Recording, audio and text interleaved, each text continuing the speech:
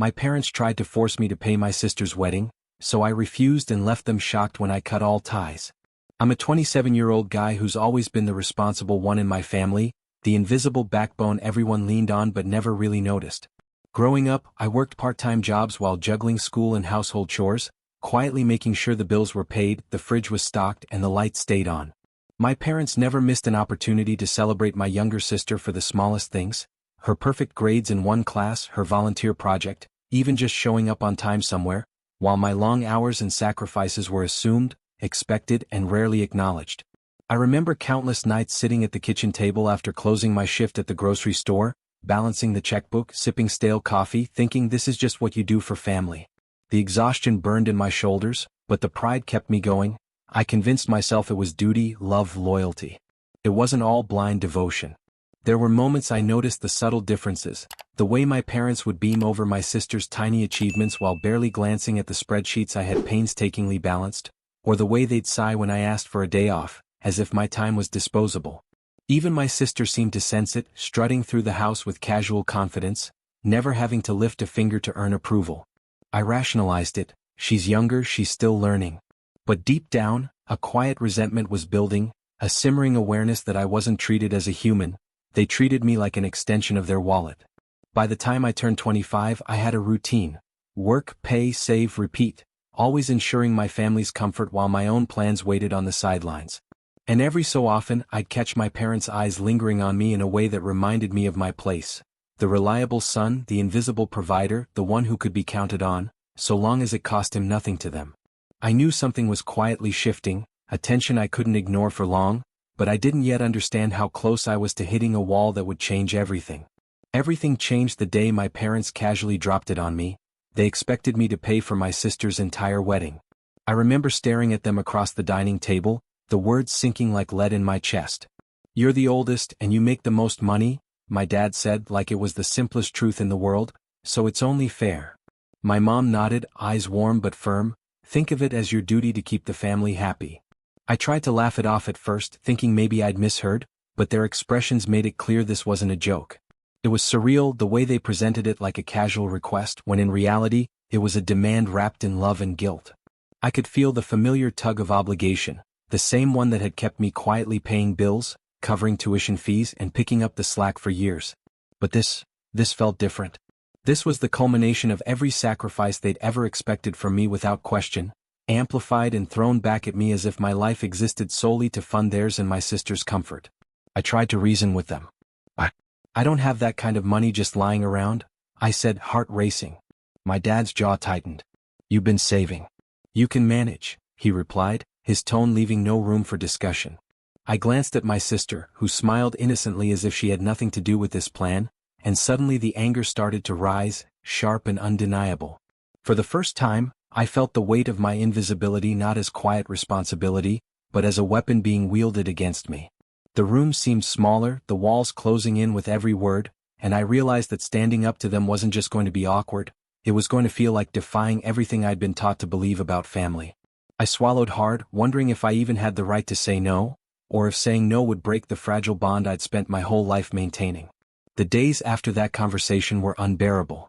Every time I looked at my parents, I could see the subtle ways they tried to pressure me, comments about how much they'd sacrificed for me, how I owed my sister happiness, how family comes first.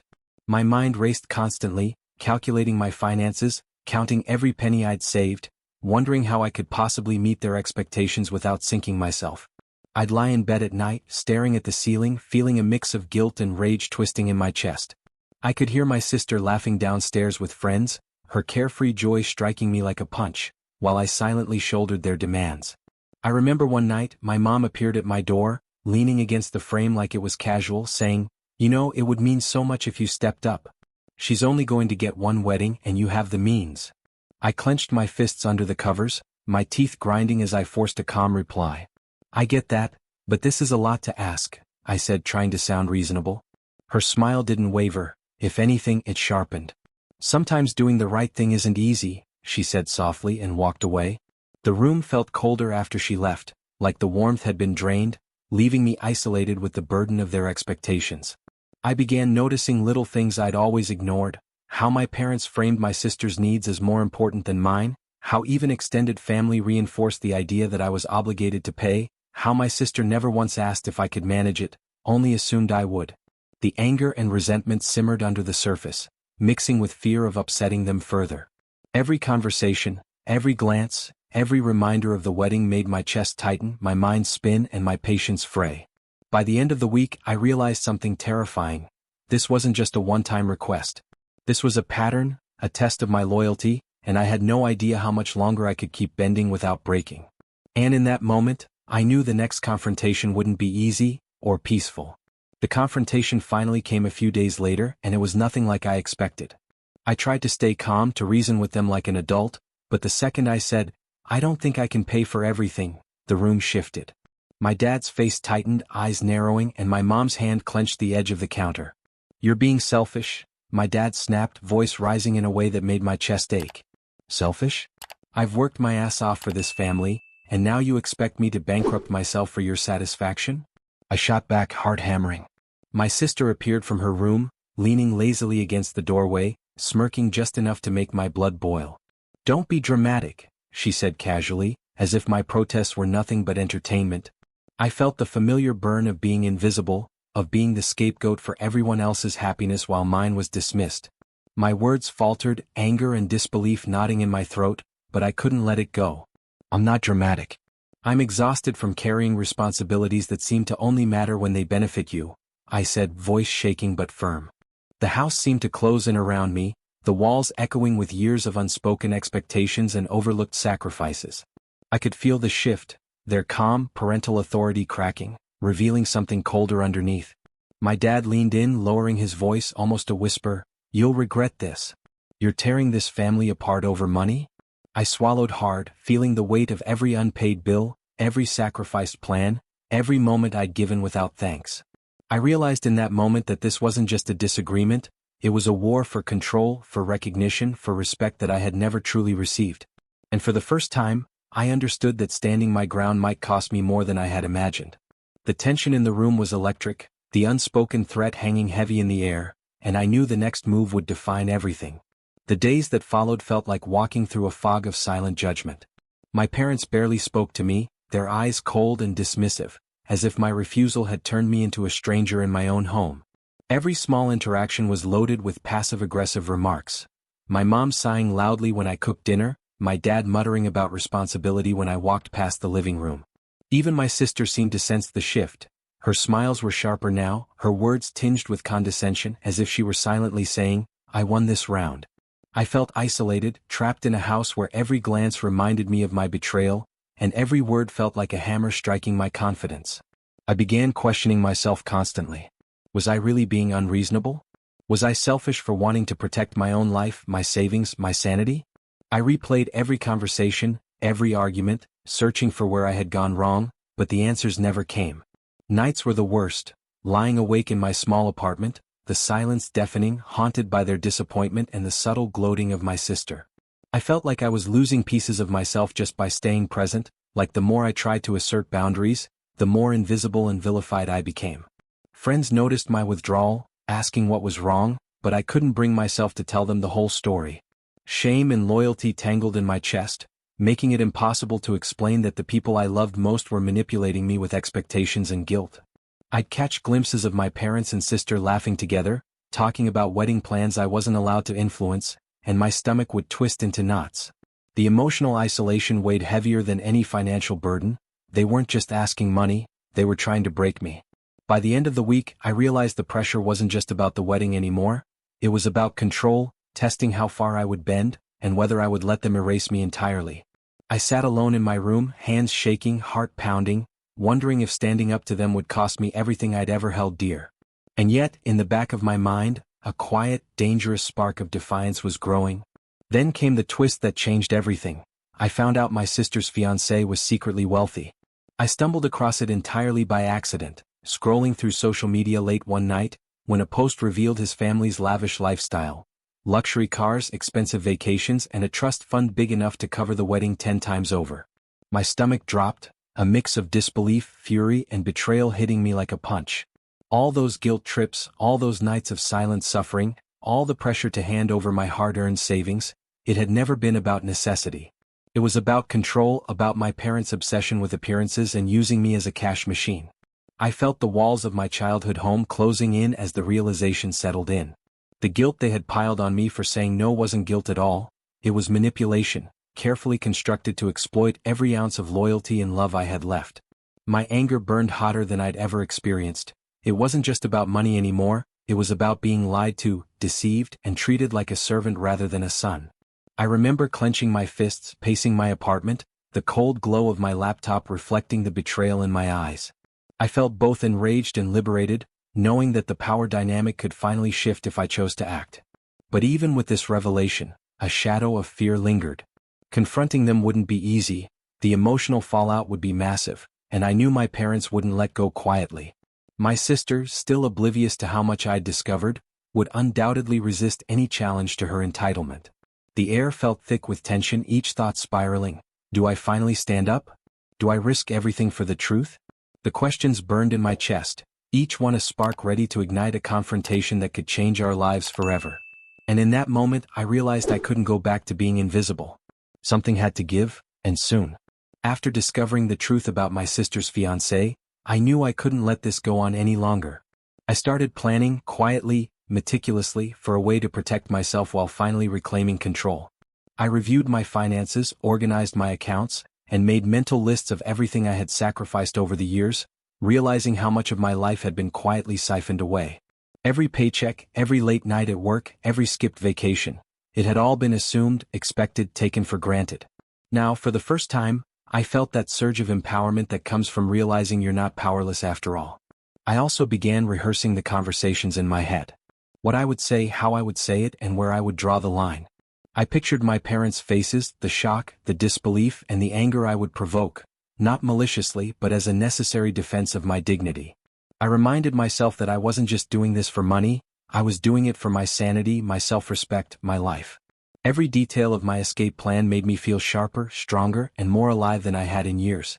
Even as I felt this growing determination, fear lingered like a shadow in the room. My parents didn't take no lightly, and my sister still assumed I would comply with every expectation. I could already imagine the backlash, the guilt trips, the emotional blackmail they would try to unleash. The air in my apartment seemed heavier with every thought, a tension that made my chest tighten.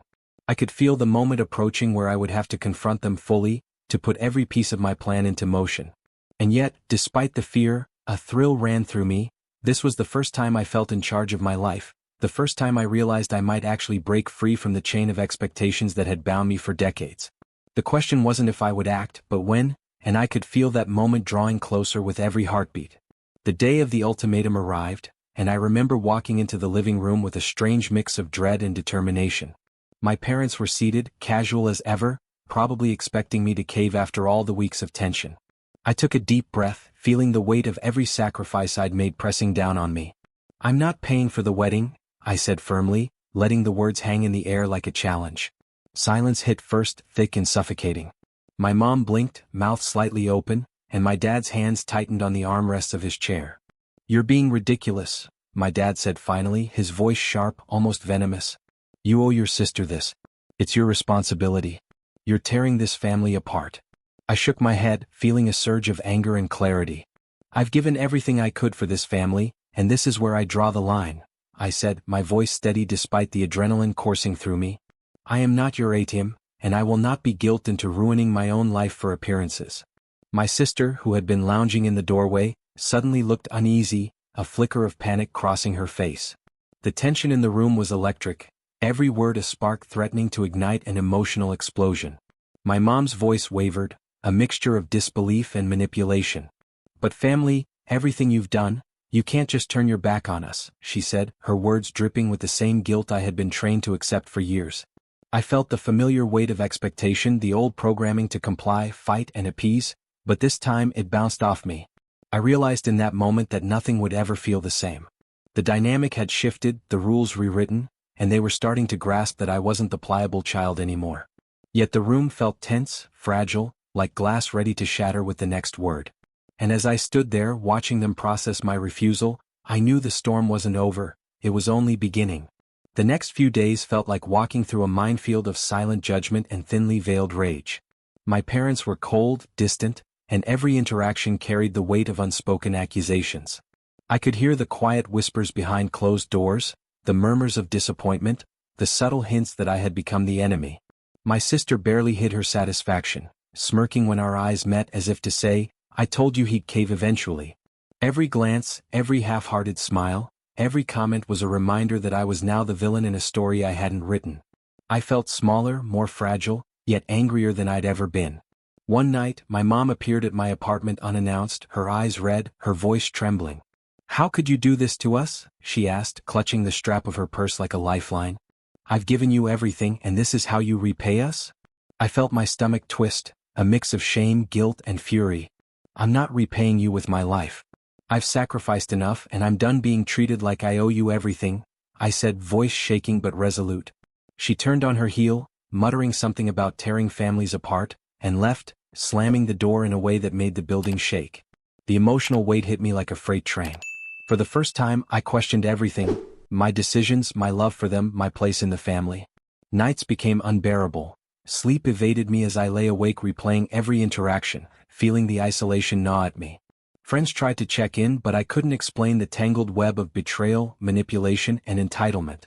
I was at rock bottom, emotionally drained, terrified that standing up for myself had cost me everything I loved. And yet, in the hollow quiet of that night, I felt a faint spark, a dangerous whisper: "They can try to hurt you, but they will never control you again." I didn't know what the next day would bring, but I knew the power was shifting and the reckoning was coming. The wedding day arrived and I decided to show up, not as their compliant son, but as someone who had finally reclaimed control over his own life. I walked into the hall, dressed sharp, calm, and confident, feeling the eyes of family and friends on me. My parents' smiles were strained, my sister's excitement faltering as she realized I wasn't there to serve their expectations. I made small gestures, walking in without offering to pay, mingling without seeking approval, quietly showing my independence in every step. Every movement, every glance was a silent statement: I would not be manipulated or used any longer. During the reception, I overheard my parents whispering to each other, their faces pale, realizing for the first time that I had the means to comply but had chosen not to. The air was thick with shock and disbelief, a mix of shame and confusion radiating from them. My sister tried to approach me, her words clipped and uncertain. I thought you'd help at least a little," she said, voice barely audible over the music. I shook my head, letting a small, controlled smile play on my lips. "I thought I'd finally start living for myself," I replied, calm but firm. It was strange, the way empowerment felt like stepping out into sunlight after years of being trapped in shadow. Guests whispered, some casting curious glances, others clearly impressed by the quiet defiance I embodied. My parents' humiliation was palpable, their attempts at persuasion failing against the solid wall of my resolve. The wedding continued around me, full of laughter and celebration that wasn't mine to finance, and I realized the most powerful revenge was simply refusing to be exploited. As the night wore on, the tension remained high, the unspoken truths hanging in the air like a storm waiting to break. I could feel their frustration simmering just beneath polite smiles, and I knew the final confrontation, the one that would seal the shift of power, was only a matter of time. After the wedding, I knew it was time to take the final step. I had to sever ties completely. I sat down and went through everything: bank accounts, shared bills, and any obligations that tied me to them. Every dollar I controlled was being shielded, every contact carefully reviewed, and every potential manipulation anticipated. It was painful to realize just how much control they had wielded over me for years, but the clarity it brought was liberating. I drafted messages, planned phone calls, and mentally rehearsed the words I would finally say. This wasn't about revenge, it was about reclaiming my life and establishing boundaries they had long ignored. When I told my parents, I did it calmly, without yelling or tears. "I will no longer be financially responsible for you, your choices, or my sister's wedding," I said, my voice steady. "I've supported this family for years, but I am done. If you want a relationship with me, it will be based on respect, not control." Their faces went pale, my mom's lips trembling, my dad's jaw tightening. My sister stared, speechless, realizing that the easy access to my resources had ended permanently. The silence was deafening, every second stretched by disbelief and anger. I could see the desperation creeping in, the phone calls, the messages, the emotional pleas, but this time they meant nothing. I felt a mix of sorrow and satisfaction. Sorrow for the family I had hoped to be part of, and satisfaction for finally asserting my independence. The house that had once felt like a trap now existed only in memory, a place of lessons learned rather than continued suffering. I could breathe again, think again, live again. Even as they processed my decision, I knew the shift was irreversible. For the first time, I wasn't just surviving, I was in control. And while the road ahead would still have its echoes of conflict, I felt an unprecedented calm knowing the power dynamic had finally changed. Life after cutting ties was strange at first, quiet but in the best way. I could finally make decisions without the weight of guilt, without anticipating manipulation or hidden expectations. I started focusing on myself, saving properly, pursuing personal goals, and rebuilding the parts of my life I had put on hold to keep everyone else comfortable. Each day felt lighter, freer, like breathing after years of being underwater. I reflected on everything I had endured, the invisible labor, the endless sacrifices, the constant pressure to comply, and I realized that my worth had never depended on their approval. I still think about my parents sometimes, about the house that had been a cage of expectations. But now I see it from a distance with clarity instead of pain. I no longer carry the burden of their disappointments or my sister's entitlement. I've created boundaries that protect my peace, and that, more than anything, feels like victory. I've learned that family isn't always about closeness or obligation, it's about respect, and if that respect isn't given, sometimes the bravest act is walking away. I even catch myself smiling when I think about the wedding day, how my refusal and calm defiance left them shocked, powerless in the face of my independence. It wasn't loud revenge, no dramatic scenes, just a quiet, unshakable shift. The power I'd lost for so long was back in my hands, and the relief was almost intoxicating. I could live my life without carrying their expectations, and for the first time, my happiness was entirely my own. The house of manipulation, the whispered expectations, the subtle pressure, they no longer have a hold on me. I've rebuilt my sense of self, and with it comes an inner peace I never thought I'd feel. I've walked away not bitter but stronger, wiser, and finally free. And in that freedom I've discovered a simple truth. The most satisfying victory isn't in punishing others, it's in reclaiming yourself.